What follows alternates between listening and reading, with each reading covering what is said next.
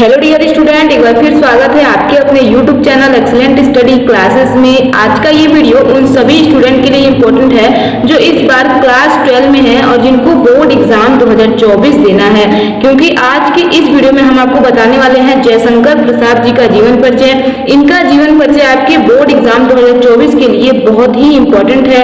ये आपके board exam में 5 नंबर का पूछा जाता है, तो बहुत ही इम्पोर्टेंट है ये आपके बोर्ड एग्जाम 2024 के लिए। इस वीडियो में हम आपको बताएंगे कि आपको जयशंकर प्रसाद जी का जीवन परिचय कैसे लिखना है, कितना लिखना है।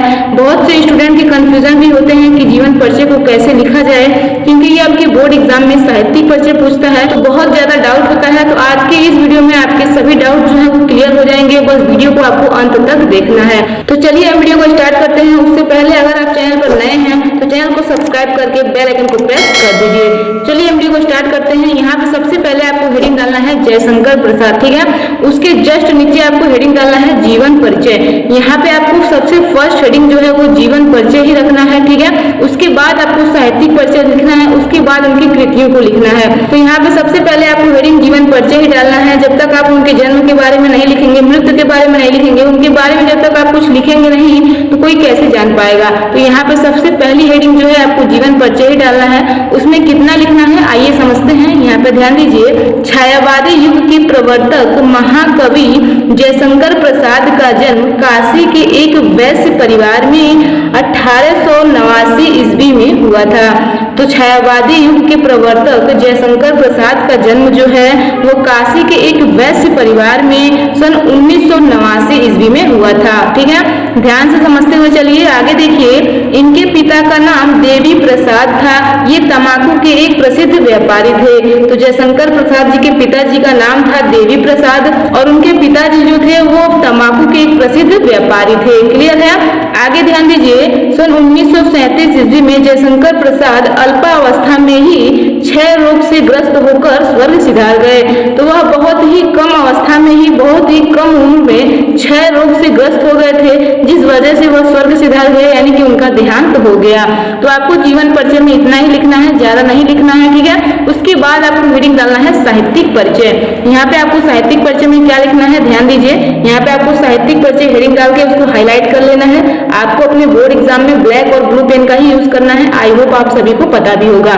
तो यहाँ पे ध्यान दीजिए आपको कितना लिखना है इसमें। श्री जयशंकर प्रसाद छायावाद के प्रवर्तक, उन्नायक तथा प्रतिनिधि कवि होने के साथ साथ युग प्रवर्तक, नाटककार, कथाकार तथा उपन्यासकार भी थे। तो यहाँ पे कहा जा रहा है छायावाद के प्रवर्तक जयशंकर प्रसाद जी जो हैं ये छायावाद के प्रवर्तक, उन्नायक तथा प्रतिनिधि कवि होने के साथ साथ युग प्रवर्तक, नाटककार, कथाकार तथा उपन्यासकार भी थे, ठीक है। अब ध्यान दीजिए, इनकी कामायनी सबसे प्रसिद्ध रचना है। इसमें छायावाद के प्रवृत्ति एवं विशेषताओं को बताया गया है।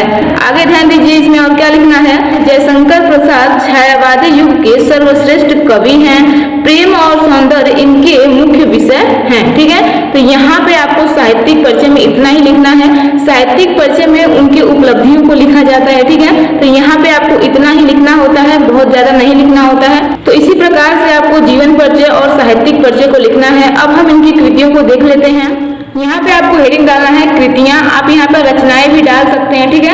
रचनाएं डालें या फिर कृतियां डालें, दोनों एक ही बात है। तो दोनों में से आप कोई भी डाल सकते हैं। यहाँ पे रचनाएं भी डाल सकते हैं और कृतियां भी डाल सकते हैं।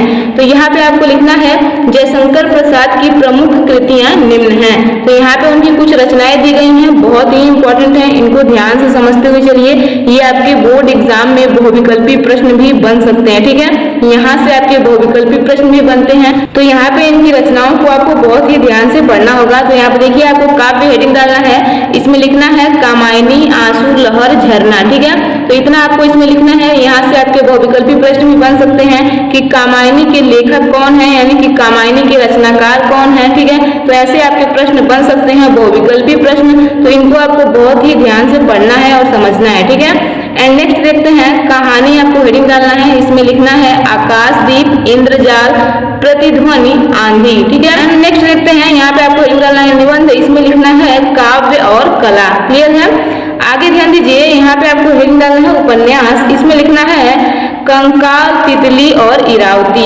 यहाँ पे आपकी रचनाएं जो हैं इसी प्रकार से लिखी जाएंगी। तो यहाँ से आपके प्रश्न ऐसे भी बन सकते हैं कि कंकाल जो है यह किस विधा की रचना है, तो आपको बताना है कि यह उपन्यास है।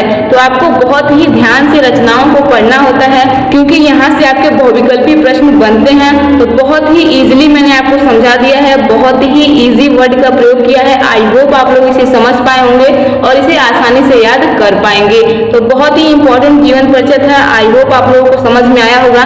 तो कैसा लगा ये वीडियो नीचे कमेंट बॉक्स में कमेंट करके जरूर बताइएगा, और वीडियो पसंद आई हो तो वीडियो को लाइक कर दीजिए। एंड चैनल पर नए हैं या चैनल को अभी तक सब्सक्राइब नहीं किए हैं तो चैनल को सब्सक्राइब करके बेल आइकन को प्रेस कर दीजिए। स्टूडेंट्स, अगर आपके किसी भी टॉपिक में कोई क्वेरीज है या फिर आप किसी अन्य टॉपिक पर वीडियो चाहते हैं तो आप हमें नीचे कमेंट बॉक्स में कमेंट करके जरूर बताइए। हम आपको जल्द ही वीडियो प्रोवाइड करने की कोशिश करेंगे। तो करते रहिए अपनी तैयारी बेहतरीन तरीके से। हम मिलते हैं नेक्स्ट वीडियो में नेक्स्ट टॉपिक के साथ। तो आज के लिए इतना ही। जय हिंद, जय भारत।